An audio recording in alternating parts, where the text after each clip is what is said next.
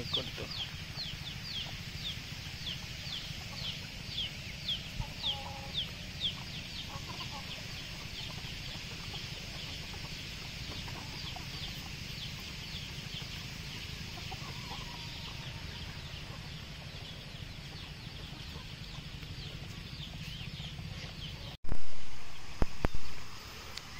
Abit tayo sa luya natin, luya na tinanim natin yung nakaraang buwan. Ito na sila oh, sumibol na.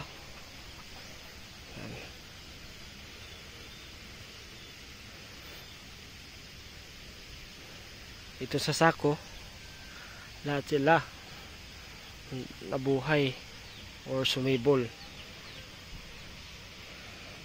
Ang ganda ng kulay oh, green na green.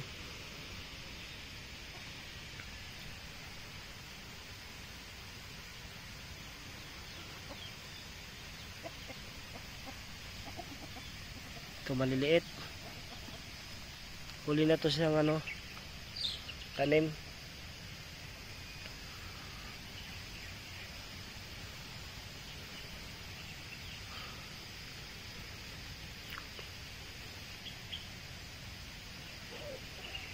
Minsan lang tayo makapunta dito, kaya minsan lang tayo makapag gawa ng video sa farming. Meron din lang yung manin dito na tinanim nila. Malaki na oh. May mga bulaklak na. Pati yung mais dati, nung nagtanim tayo dito sa luya, yung mais nila bagong sibol pa lang. Ngayon, malaki na. Ito walang,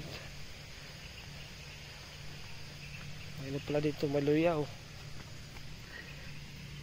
Na maliliit siguro sa lupa, sobrang tigas ng lupa, hindi sumibol yung iba dito na tinanim natin ng luya.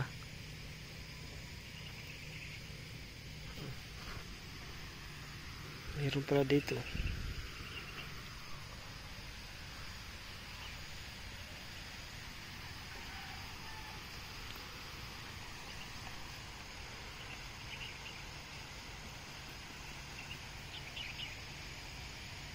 Ang mga manok oh.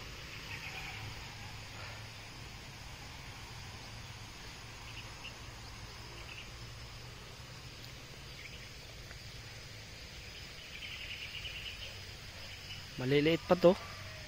Pagtanim natin ng luya dito, bagong sibol pa lang itong mga mais. Ngayon, malaki na.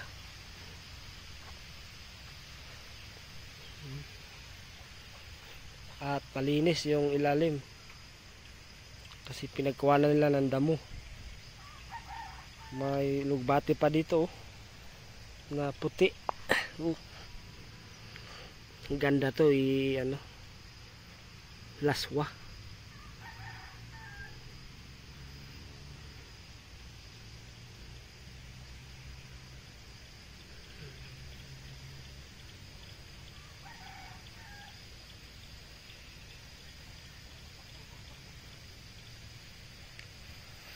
Linis ng aysan nila oh. Ito yung kubo nila dito. Tambayan pag init, ulan, may masilungan dito kasi may kubo.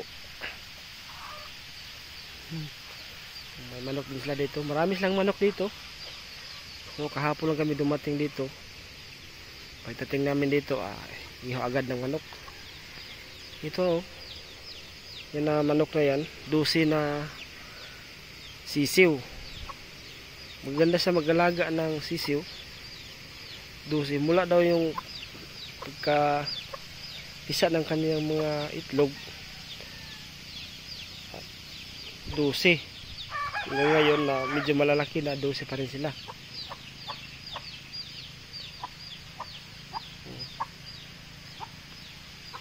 Basta probinsya, kahit ano lang pwedeng ilagaan at itanim. May saging doon sa kabila, may saging din. dito sa ibaba may ano din sila oh. May sapa din dito, may sapa. Punta tayo sa sapa at yung update din tayo doon sa napper natin na tinanim kasabay yung September 18 yata yun.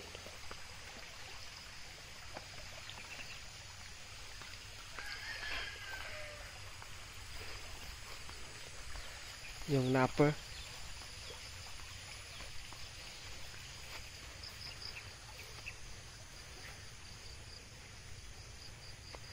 yan, may ball na. Oo. Yan pa.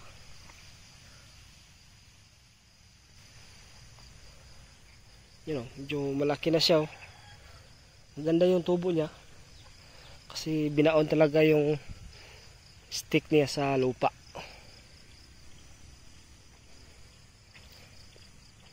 Ito.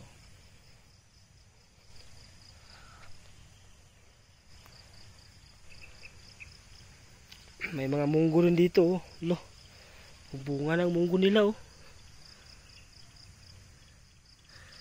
Maliliit pa pero may bunga na oh. Sabay yan sila tinanim nung ano eh. Siguro ito tinanim September 19. September, October, November. Magdalawang buwan pa ngayong November 19 pero may bunga na. Ano?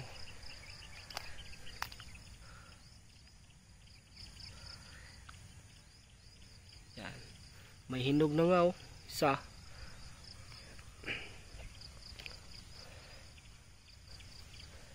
Yan ang kagandahan dito sa probinsya. Pag masipag ka lang magtanim ay libre na sa ulam. Masipag ka lang magtanim ng mga gulay katulad nitong munggo. Pag magbunga na ay pwede ka nang pag maharvestan na pwede mo lang gulayin ang munggo. Masarap tong munggo.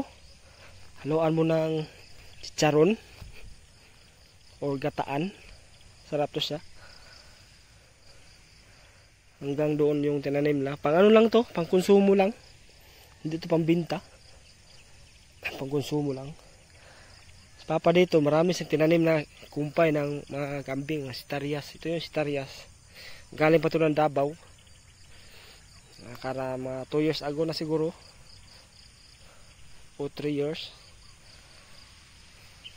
Maraming kumpay dito.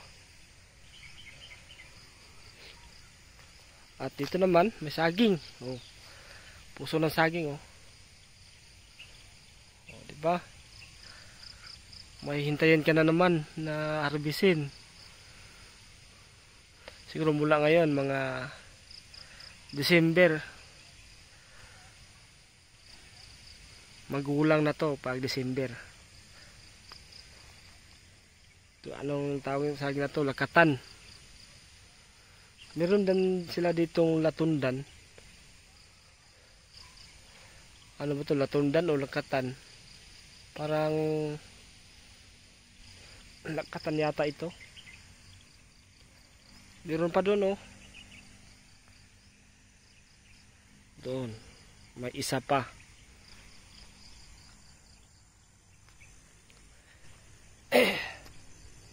Minsan lang tayo makauwi dito sa lugar ng mama ko.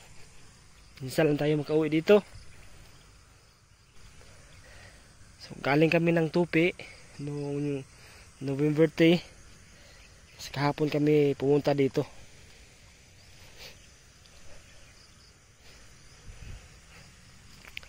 Meron ding mga balanghoy dyan oh. Kamuting kahoy. Balik namin pagkabukas magluto kami ng suman na kamuting kahoy. Mga palayan dito harvest na. siguro mga December ito o January, pwede na taniman ulit.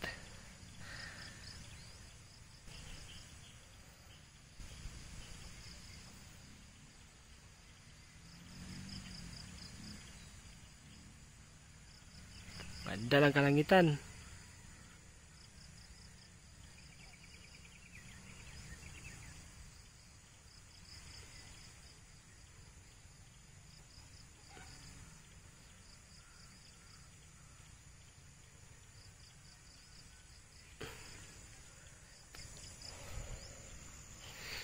May kamuti din sila doon, no? Tinanim mo, kamuti.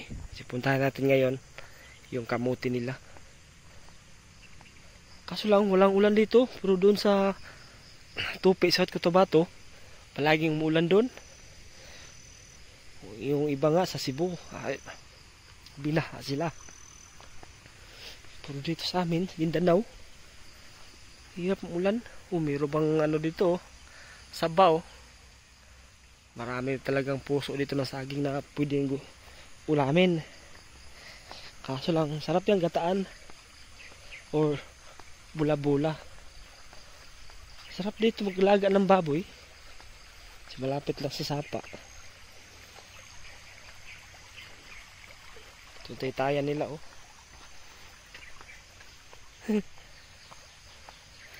Single na kahoy lang yan. Meron din ditong tanglad, oh. Kahapon, nagkatay kami ng manok. Tinulan namin, sarap. May sariling tanglad, luya. Ito, tinalim nila noong September 15 yata ito. Kamuti.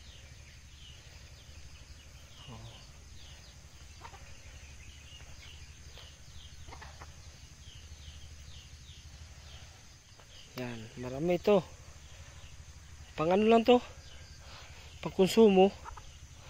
Pag hindi na talaga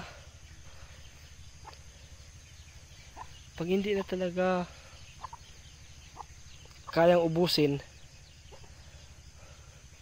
ay ibenta.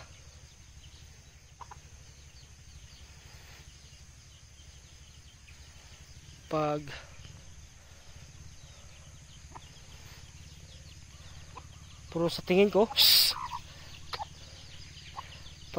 ko, pag hindi na to kayang gawing konsumo, kasi marami ito. Sa pagtanim pala ng kamuti, dapat i-ano mo siya, parang i-mountain mo para maganda yung mga laman. Ito, minamountain nila ni Papa ito, kaso ginalaw ng manok.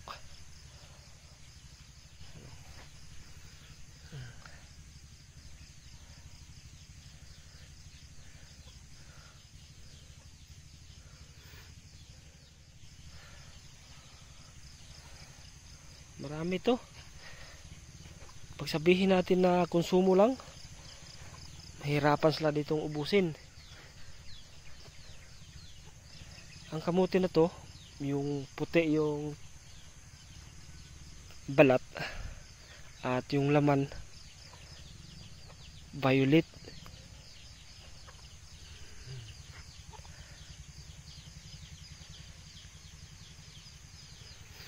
May mga puno din ng Gimelina dito. Tanim ito ng papa ko, Gimelina. Marami to, punta doon. Simula nung nagtrabaho sila dito. Hindi ito sa amin ang lupa. Parang tinad lang kami, sa kakilala lang ni mama dito.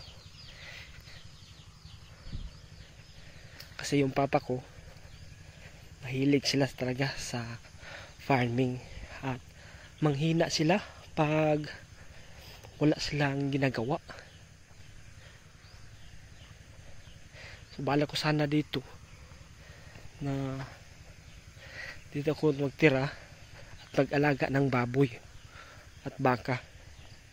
Meron akong isang baka doon. Nandun sa bahay namin.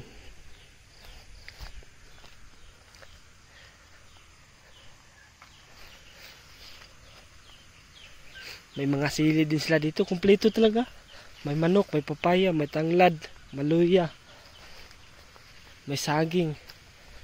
Hindi ka mapapasma dito sa kain. Maraming pagkain.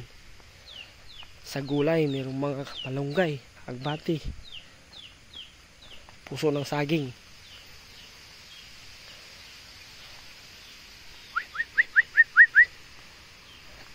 Kabang.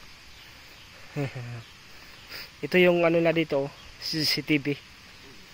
Guardia. Kabang. Le. Hugaw.